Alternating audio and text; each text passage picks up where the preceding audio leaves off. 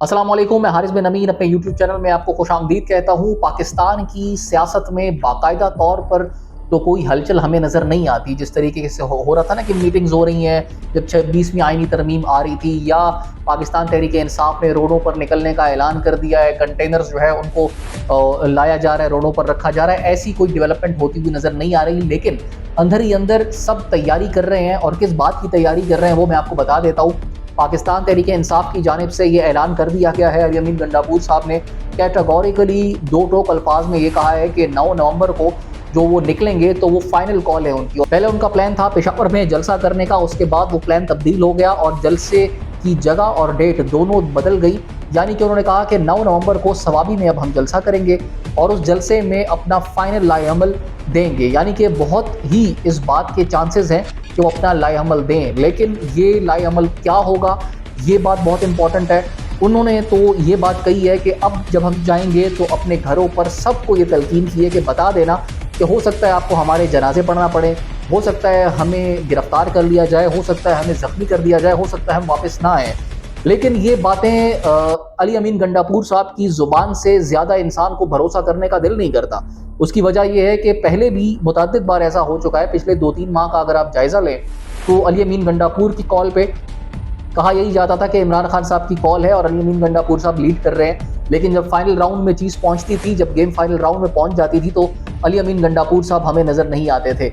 और एक मरतबा तो वो गुम हो गए थे, गायब हो गए थे। उसके बाद 8 से 10 घंटे बाद वो रिकवर हुए और कहा कि वो जैमर्स की वजह से आप जो है मेरे साथ रब्ता नहीं हो रहा था। और दूसरी मरतबा जब वो गायब हुए तो उसके बाद वो कह रहे थे मैं कोई 12 अजला से होता हुआ आया हूँ। उन्होंने क्लैरिटी नहीं बताई कि मैंने क्या डील की, किसके साथ क्या बात की।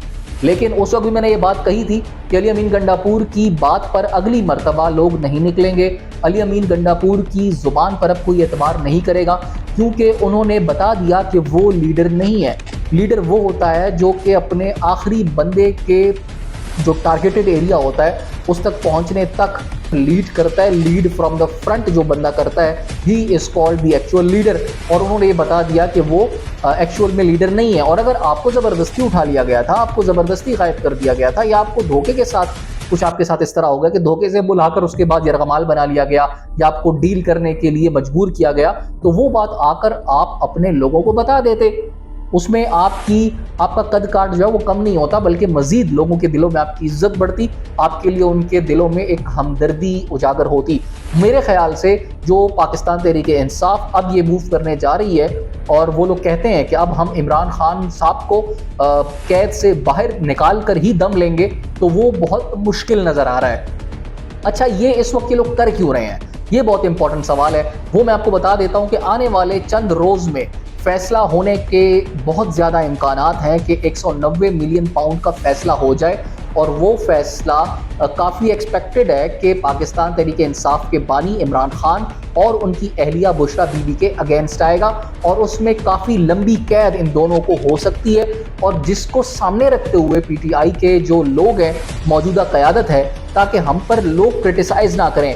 देखिए, इमरान खान साहब की बहनों ने साफ तौर पर यह बात कही है कि पाकिस्तान तहरीक इंसाफ के जो वकला हैं वो अपना किरदार उस तरीके के साथ नहीं निभा रहे जिस तरीके से उनको निभाना चाहिए। वो अपना केस अदालत में उस तरीके के साथ नहीं लड़ पा रहे हैं जिस तरह उनका हक बनता है। ये बात नहीं है कि कुछ सारे के सारे जो वकील हैं इमरान खान साहब के या पीटीआई के वो इस तरह के हैं, लेकिन उन्होंने मेजॉरिटी से गिले शिकवे जाहिर किए हैं। इसमें इंतज़ार पंजौता साहब जैसे लोग भी शामिल हैं जिन्होंने इतनी बड़ी कुर्बानी दी। इतनी बड़ी कुर्बानी इनकी हमेशा याद रखी जाएगी। लेकिन कुछ ऐसे भी लोग हैं जो कि सामने दिखते कुछ हैं और अंदर से होता कुछ है, और ऐसे सिर्फ वकला में नहीं, पाकिस्तान तहरीक इंसाफ की जो बाकी की क़यादत है उनमें भी शामिल लोग हैं।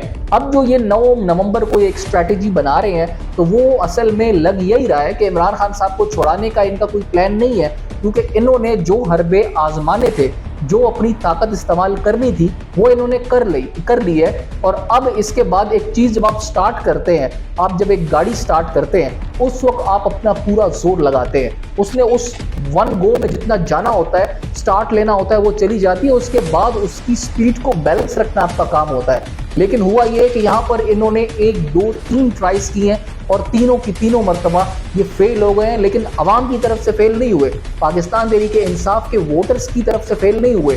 देखें, जब 8 फरवरी को वोट देने का वक्त आया, इमरान खान के वोटर्स बड़ी तादाद में निकले, उन्होंने क्लियर किया, 180 सीटें उनको जितवाई। ये अलग बात है कि मैंडेट चोरी हो गया। उसके बाद जब भी धरने की कॉल आई, जब भी एहतजाज की कॉल आई, जलसे जुलूस की कॉल आई, तो एक बड़ी तादाद में पीटीआई के लोगों ने, खास तौर पर जिनका ताल्लुक खैबर पख्तूनख्वा से है, वो इमरान खान साहब पर मरने मिटने के लिए तैयार है और उन्होंने बहुत ज़्यादा तादाद में आकर साथ दिया, गिरफ्तारियां दी, बहुत सारे लोग जख्मी हुए, बहुत सारे लोग अपना कारोबार छोड़कर, घर बार छोड़कर निकले सिर्फ इमरान खान की खातिर। मगर जो सो कॉल्ड लीडरशिप है पीटीआई की, उसमें इतनी हमें अब वो जर्म्स नज़र नहीं आते, वो गुर नज़र नहीं आते कि वो पार्टी को एक पर्टिकुलर राइट डायरेक्शन में लीड कर सके।